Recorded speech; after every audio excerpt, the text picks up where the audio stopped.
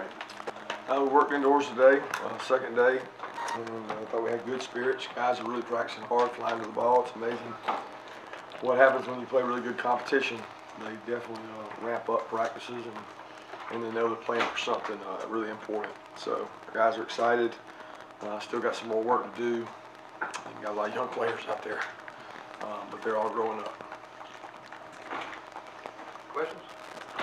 Coach, Nick Saban said yesterday that he felt Alabama was mentally tired, perhaps, with the slow starts. How have you managed to keep Georgia from falling into that trap of being mentally tired at this time? I don't know. I mean, we started fast against Tech, and I think that had a lot to do with the preparation we had, because I thought the look we got from the offensive scout team and the focus our offense had in trying to protect our defense by possessing the ball, there was a lot of buy-in there, but we haven't always started fast this year either. Speaking of preparation, I mean, as a coach, do you kind of know the week of, you know, as you go through practice, as you see your team prepare? I know you place a lot of emphasis on practice. You kind of know when your team's locked in and you know, you feel like they're going to play really well by the week of practice, by kind of how you prepare day to day? No, I don't think that's the case. I mean, you feel good by how your kids practice and lock in and focus, and you know, I'd be lying to you if I said there wasn't more lock in and focus this week than there was UMass, but we don't make it that way. I mean, we go out and we focus and do a lot of the same things. We have a routine we do, and you don't break the routine.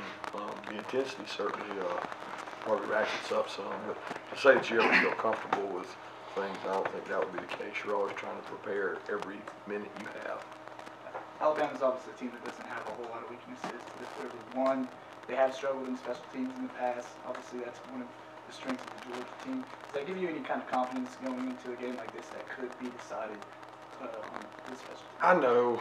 I mean, I've been with Nick long enough to know he does a good job of special teams. I don't look at it as a weakness, because I look at their two, their kickoff returner and their punt returner are two of the best in the whole country. I mean, elite. Have they struggled some with some kicks? Yeah, sure.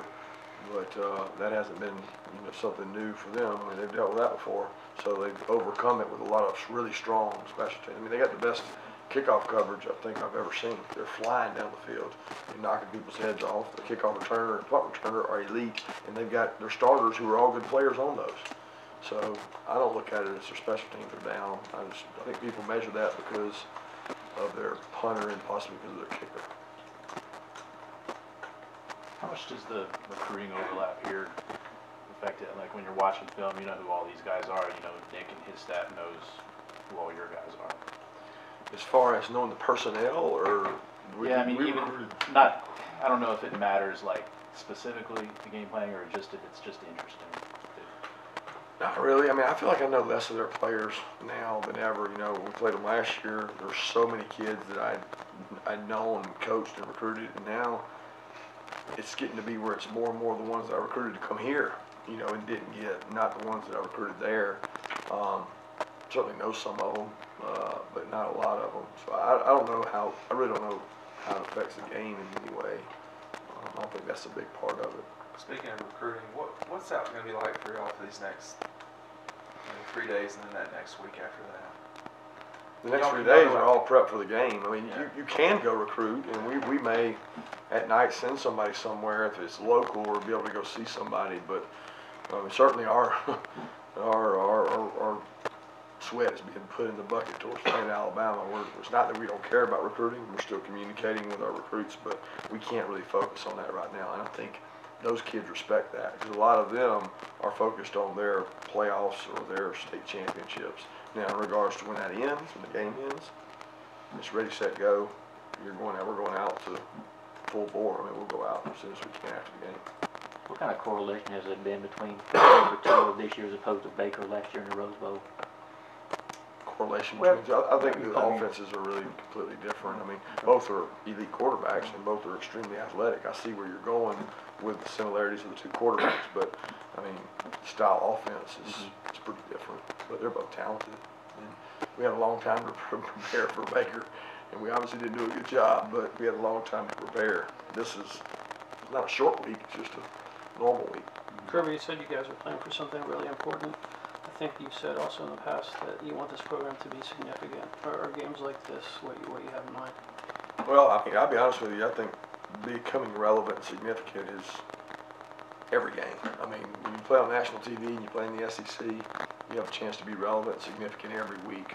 But certainly this is, it's a wall game.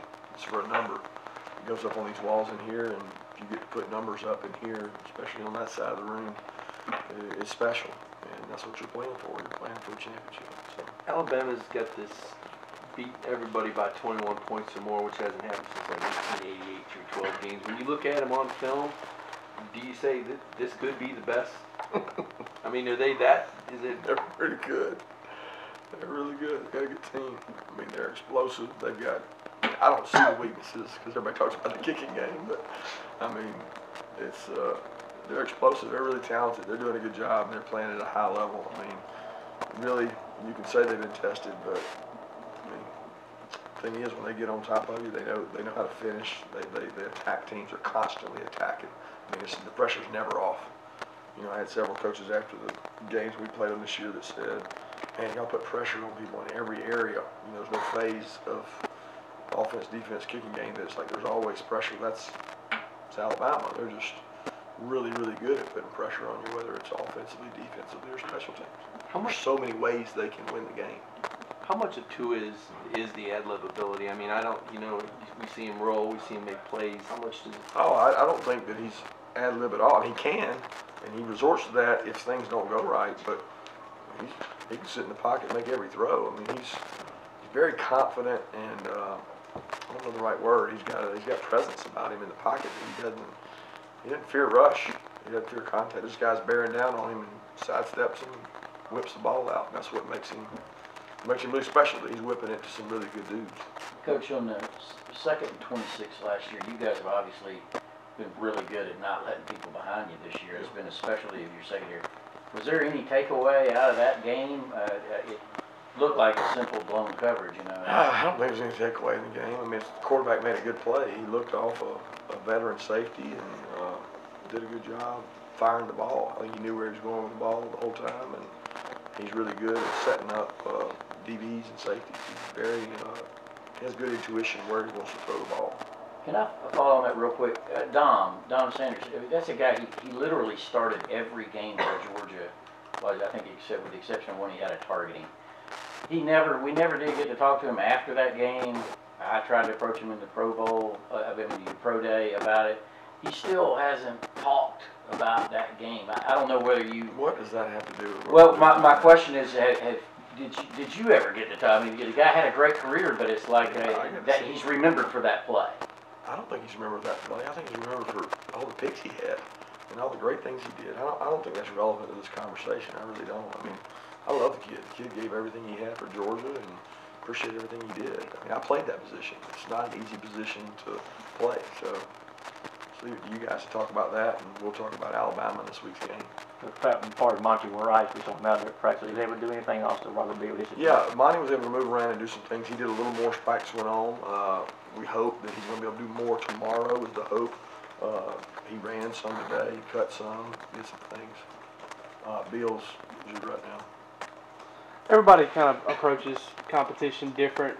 Could you kind of take us into, night before a game, day of a game? I mean, are you nervous? Are you fired up? Are you excited? I mean, how do you handle it? And is it any different than the way you did when you were a player?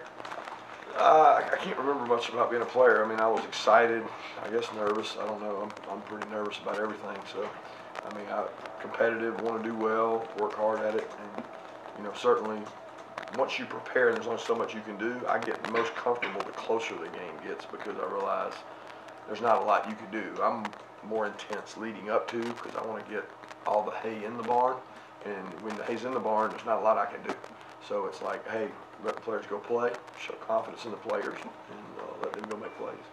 With Alabama being such a powerhouse team, what advantages do you see that Georgia does or could have in this game? I don't know. I think we'll find that out when we go play them. Follow up on the linebackers, obviously, you don't know whether or not Monty's going to be able to go, but a guy who stepped up in the past is Jenny Tyndall. Is that a guy that you're looking to obviously step up if Monty's not able to go? Yeah, it'll be by committee. I mean, with Monty, he's been down, since, before match, right? It happened in the warm-ups, I guess. So, I mean, he's been down 2 games. We've had to play other guys. Channing's played some. Quay's beginning to step up and play.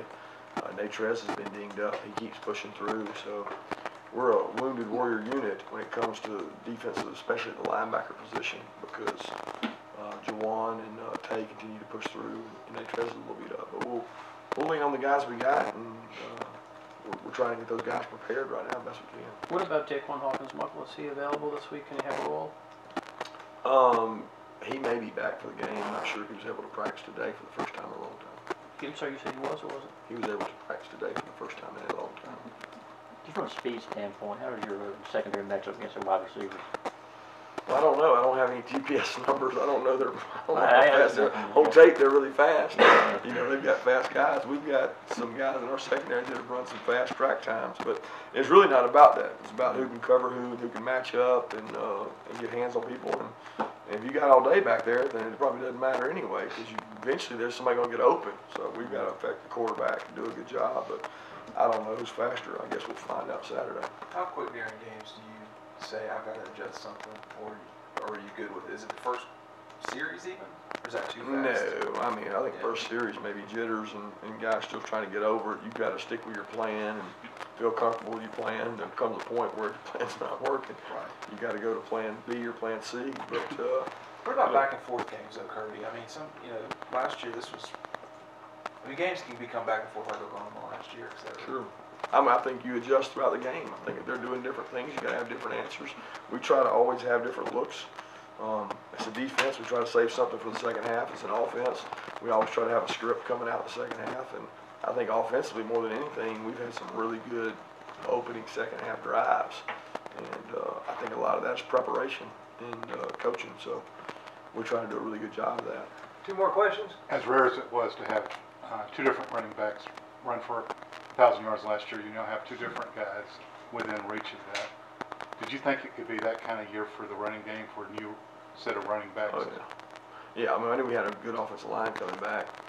I didn't know we'd lose so many of them for, kind of different games. It seemed like we had to shuffle everybody, but I knew we were talented on the offensive line and we had good backs, so I knew we would have an opportunity, whether it be two 1,000-yard rushers.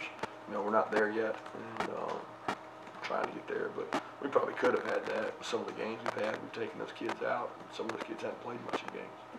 Do those 2 guys feed off each other? It seems to be a healthy competition for bragging rights.